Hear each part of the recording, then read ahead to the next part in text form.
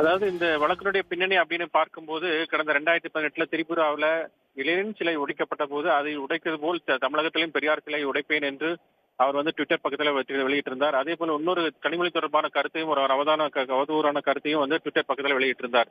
இந்த 2 வழ சம்பவங்கள் தொடர்பாக தான் அவர் மீது பல்வேறு வழக்குகள் பல்வேறு காவல் நிலையங்களில் தொடரப்பட்டிருந்தது.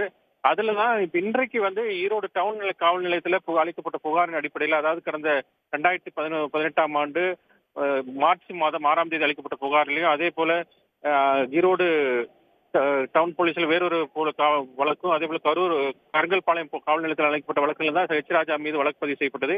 இந்த வழக்கினுடைய விசாரணை தான் சென்னை உயர்நீதிமன்றம், அதாவது உயர்நீதிமன்ற உத்தரவின்படி 3 மாதத்தில் முடிக்க வேண்டும் என்ற அடிப்படையில் சென்னை மாவட்ட ஆட்சியர் வளாகத்தில் நடைபெற்றது. என்றால் முன்னாள் எம்எல்ஏ என்ற காரணத்தினால சென்னை மாவட்ட ஆட்சியர் வளாகத்தில் உள்ள அந்த சிறப்பு நீதிமன்றத்தில் இந்த வழக்கு விசாரணை என்பது நடைபெற்று வந்தது. இதுல காவல்துறை தரப்புல என்ன வாதம் முன்வைக்கப்பட்டது என்றால், இவருடைய ட்விட்டர் பக்கத்திலிருந்து தான் ட்விட்டர் பக்கத்திலிருந்து தான் இது வெளியாகப்பட்டிருக்கிறது. வேறு யாரும் வெளியிடவில்லை. இவரே தான் அதில் அட்மின் என்றும் அது உறுதியாக நிரூபித்து அதற்கான ஆவணங்களை காவல்துறை தரப்பில் தாக்கல் செய்யப்பட்டது. இதையடுத்து தான் அவர் மீது இந்திய தண்டனை சட்டம் 500, 501, 502, 153, 504 உள்ளிட்ட பிரிவின் கீழ அந்த தண்டனை என்பது தற்போது வழங்கப்பட்டிருக்கிறது. அந்த தண்டனையின்படி ஒவ்வொரு வழக்கிலும் 6 மாதம் தண்டனை என்பது தனித்தனியே வழங்கப்பட்டிருக்கிறது. ஆக மொத்தம் 1 ஆண்டு சிறை தண்டனை என்று கூட சொல்லலாம். 1 ஆண்டு அவருக்கு தண்டனை என்பது வழங்கப்பட்டிருக்கிறது.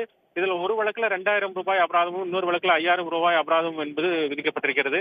இந்த வழக்கில பரிசீலித்த நீதிபதி என்ன தெரிவித்திருக்கிறார் என்றால், இவருடைய ட்விட்டர் பக்கத்திலிருந்து தான் இந்த தகவல் வெளியாகியிருக்கிறது என்பது காவல்துறை சந்தேகத்துக்கு இடமின்றி நிரூபித்ததன் காரணத்தால் இந்த தண்டனை வழங்கப்பட்டுள்ளதாக தெரிவித்து, இந்த தண்டனை என்பது வழங்க உள்ளதாக அவர் அறிவித்திருக்கிறார். பொதுவாக இந்த வழக்கில பொறுத்தளவுக்கு அடுத்த கட்டமாக 6 மாத சிறை தண்டனை என்பதனால அது தற்போது அதை நிறுத்தி வைக்க வேண்டும். தாங்கள் மேல்முறையீடு செய்ய உள்ளதாகவும், உயர்நீதிமன்றத்தில் மேல்முறையீடு செய்ய உள்ளதாகவும், எனவே அதை நிறுத்தி வைக்க வேண்டும் என்று அவர் தரப்புல கேட்டுக்கொள்ளப்பட்டது. அதன் அடிப்படையில தற்போது அந்த தண்டனை என்பது நிறுத்தி வைக்கப்பட்டிருக்கிறது. இதையடுத்து அவர் சொந்த ஜாமீனில் விடுவிக்கப்பட்டிருக்கிறார். அவர் இன்னும் சற்று நேரத்தில் வெளிவர இருக்கிறார். இதன் பிறகு அவர் உயர்நீதிமன்றத்தில் அவர் மேல்முறையீடு செய்ய வேண்டும். அதன் பிறகு உயர்நீதிமன்றத்தில் வழக்கு விசாரணை என்பது அடுத்த கட்ட விசாரணை என்பது நடைபெறும். தற்போதைய நிலையில் அவருக்கு விதிக்கப்பட்ட தண்டனை நிரூபிக்கப்பட்ட ஆனதினால் அவர் புழல் சிறையில் அடைக்க வேண்டிய சூழல் ஏற்படவில்லை. அதிகபட்சம் 3 ஆண்டுகளுக்கு மேல் வழங்கப்பட்டிருந்தால் அவர் புழல் சிறையில் அடைப்பதற்கான வாய்ப்புகள் இருந்திருக்கும்.